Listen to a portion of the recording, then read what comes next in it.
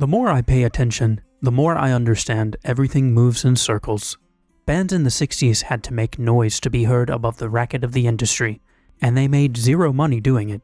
The 80s and 90s happened, bands did nothing and made millions, and here at the outset of a new century, everyone is back at the starting line fighting to be heard. It's effortless to hear and steal new music, so bands have to think of ways to reinvent themselves and turn the box inside out. I like the cycle.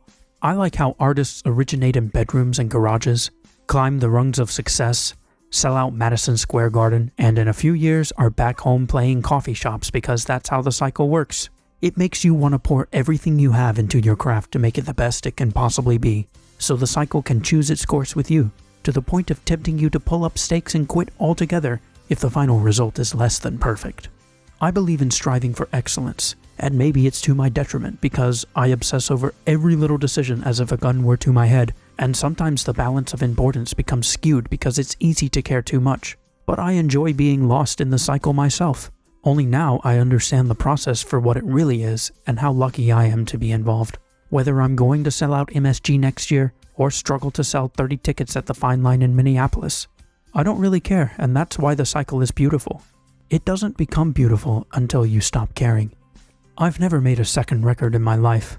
I've only made my first record several times over out of different songs, and it's a process you never get better at because you have to unlearn and destroy everything you know at the conclusion of one chapter before turning the page to begin writing the next. However, I feel like I'm in my groove more than ever, and I'm more excited about my upcoming record than I've ever been about any other record before. I used to hate listening to my own music because all I wanted to do was reverse time and go back into the studio to turn up this track or to add more compression to that part or whatever. It wasn't massive brushstrokes, but it was always something, and it bummed me out big time. With this record, I feel like I can finally take a deep breath and listen without holding it in because I've finally figured out how to let the music play, let the music exist, to listen with a new frame of reference, and now that I can do that, I am floored because I'm so unbelievably proud of what I'm hearing.